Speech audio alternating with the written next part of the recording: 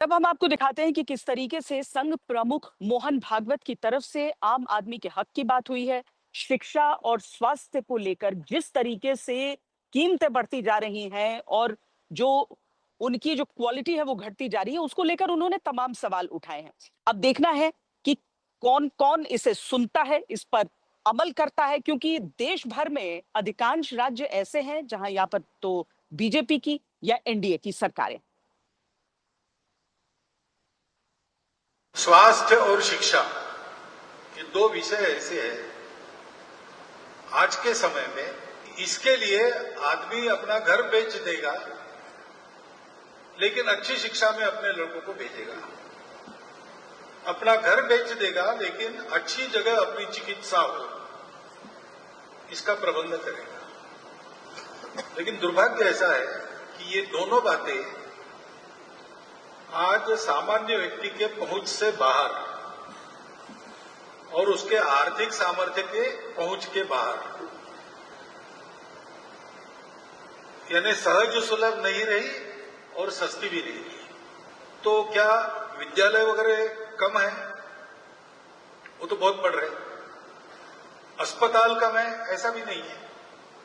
पहले ये दोनों काम सेवा के नाते किए जाते थे, आज इसको भी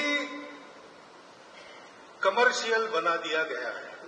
एक बार मैंने एक मंत्री जी का विधान सुना कुछ वर्ष पहले कि शिक्षा, भारत की शिक्षा ये $1 ट्रिलियन बिजनेस है।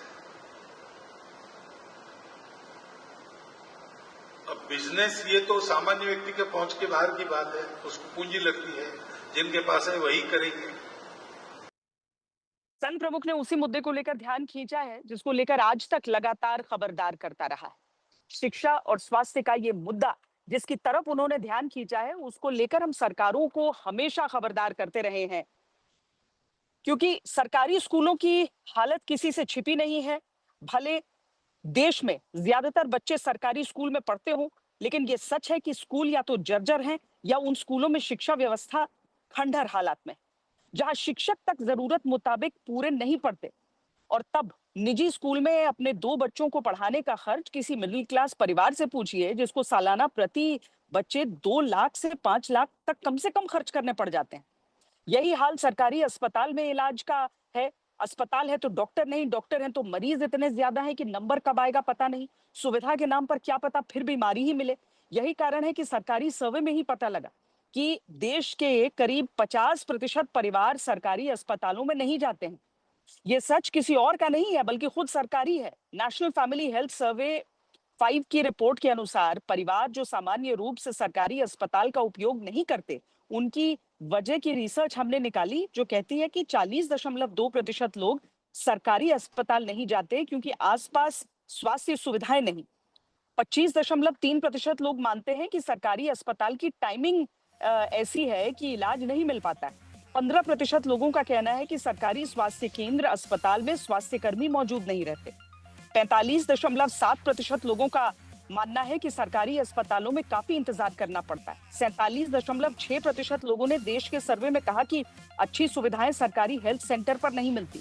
यही वजह है कि लोगों को फिर निजी अस्पताल, नर्सिंग होम, डॉक्टर के भरोसे इलाज कराना पड़ता है, और इसीलिए संघ प्रमुख तक अब अच्छी स्वास्थ्य सेवा न मिल पाने का मुद्दा उठा रहे हैं।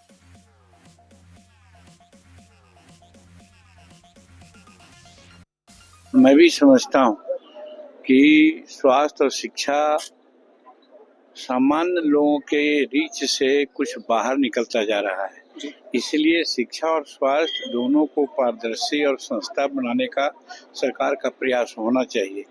हर तरह से मोहन भागवत जी का जो कथन है उससे मैं सहमत हूँ। मोहन भागवत जी सम्माननीय, ये बात आज कह रहे हैं, हम लोग तो बरसों से कह रहे हैं। उनके पहले से कितनी बार हमने कहा, सरकार कहती है कि आप आयुष्मान कार्ड लो, प्राइवेट अस्पताल में जाओ। इस देश की जनता कहती है कि भारत सरकार, माननीय प्रधानमंत्री जी, माननीय स्वास्थ्य मंत्री जी, हमको सरकारी अस्पताल दीजिए। ये लोग नई शिक्षा नीति लाए हैं, वो कहते हैं प्राइवेट स्कूलों में जाओ। इस देश की जनता कहती है कि हमको सरकारी स्कूलों में अच्छी व्यवस्था दो। भाजपा के इस समय सारे इंजन एक दूसरे से टकरा रहे हैं। और उस टकराहट में कभी कभी सच बाहर आ जाता है। ये बात जब हम कहते थे तो भारतीय जनता पार्टी की सरकार बोलती थी कि हम गलत बोल रहे हैं, झूठ बोल रहे हैं। सच्चाई को बयान किया है। अगर सरकार में हिम्मत है तो कह दे कि मोहन भागवत झूठ बोल रहे हैं। लूटा जा रहा है मरीजों को, गरीब इलाज कराने लायक नहीं है। बार बार हमारे प्रधानमंत्री जब बजट होता है या बाद में कहते हैं कि हमने इतने लाख कितने करोड़ लोगों को फ्री इलाज करा दिया है, मगर घोटाला है। अब जगह जहाँ जिन अस्पतालों में इलाज की फैसिलिटीज़ है वो पेशेंट को लेते ही नहीं, कहते हैं कि भाई हमें पेमेंट ही नहीं आगे से आ रहा है, बहाना करते हैं मेरा बेड नहीं है, पेमेंट इस टाइम पे नहीं आता है। और मुंबई जैसा शहर जो इकोनॉमिक कैपिटल है महाराष्ट्र पूरे देश का, वहाँ अस्पतालों में जाए तो एक बेड पर 2 लोग सोए हुए हैं, 2 मरीज़, और उनको दवाएं नहीं है, दवाएं बाहर से लेकर आओ। बार बार चिल्लाने के बाद भी कोई सुनने को तैयार नहीं है, फैसिलिटी नहीं है। बड़े अस्पतालों में जाओ, MRI मशीन बोले ख़राब हो गई, बाहर से करा के लाओ। शिक्षा और स्वास्थ्य पे बोलते हुए कई बार हमने कहा है कि ये जो कुछ हो रहा है आम आदमी की पहुंच से शिक्षा और स्वास्थ्य दूर जा रहा है। जब उनके मातृ संगठन के मुखिया ने इंदौर में कह दिया कि आम आदमी की पहुंच से बाहर हो गया है, बाजारीकरण हो गया है, चंद हाथों में सौंप दिया गया है, तो शर्म है अगर जरा भी बाकी है